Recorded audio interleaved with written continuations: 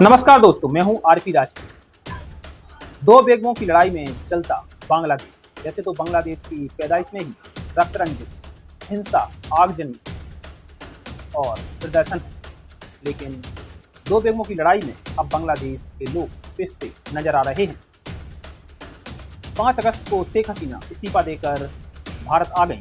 दूसरी ओर खबर आई कि खालिदा जिया अब बांग्लादेश की नई प्रधानमंत्री बनेंगी। दोनों ही बेगमें राजनीतिक परिवार से ताल्लुक रखती हैं और कभी इनकी सरकार रही तो कभी उनकी सरकार, और इसी के बीच बांग्लादेश आज जल रहा है।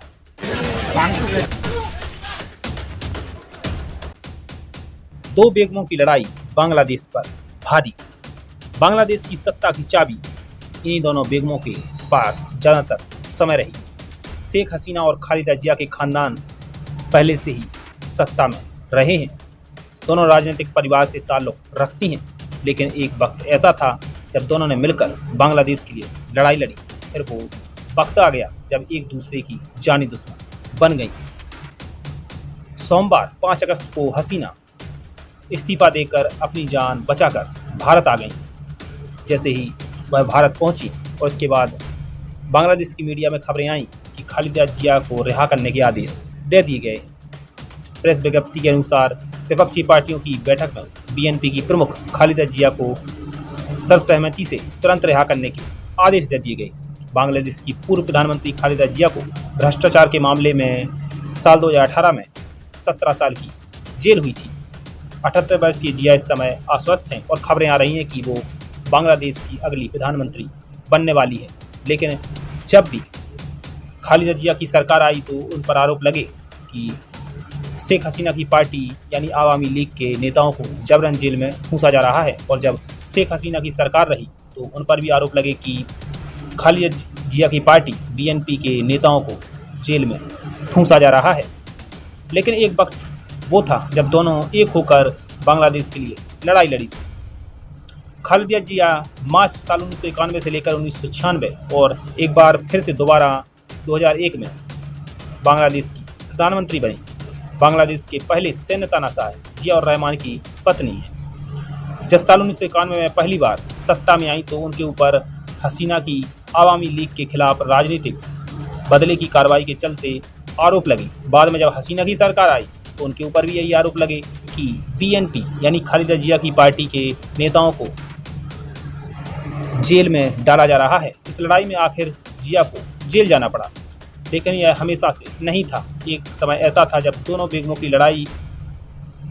ने एक साथ मिलकर बांग्लादेश के लिए लड़ाई लड़ी थी। उस समय सैन्य तानाशाह मोहम्मद इरशाद सत्ता पर काबिज था और इसके खिलाफ शेख हसीना और खालिदा जिया ने लड़ाई लड़ी थी।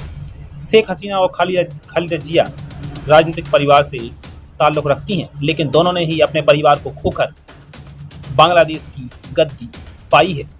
बांग्लादेश की आज़ादी में ही खून खराबा, आंदोलन, प्रदर्शन सब कुछ है।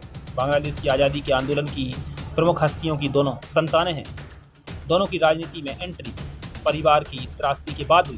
शेख हसीना के पिता शेख मुजीबुर रहमान बांग्लादेश की आज़ादी का श्रेय जाता है और उन्हें बंगबंधु भी कहा जाता है। हालांकि अभी तो शेख मुजीबुर रहमान की एक एक मूर्ति को चुन चुन कर प्रदर्शनकारी इस्लामिक कट्टरपंथी उन्हें तोड़ रहे हैं। बांग्लादेश का उन्हें राष्ट्रपिता कहा जाता है।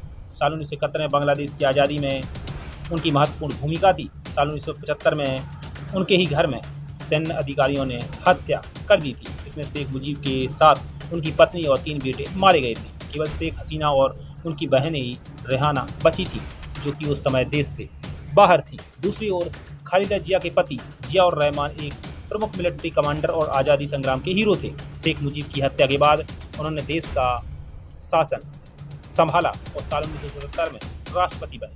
4 साल बाद साल 1981 में तख्ता पलट के चलते सैन्य अधिकारियों ने उन्हें भी गोली मारकर हत्या कर दी। इसके बाद बांग्लादेश के सैन्य प्रमुख मोहम्मद इरशाद ने देश की सत्ता पर कब्जा कर लिया। इरशाद को हटाने के लिए हसीना और जिया ने दोनों साथ मिलकर लड़ाई लड़ी और जीत भी हासिल की, लेकिन इरशाद के हटने के बाद वे एक दूसरे के खिलाफ हो गई।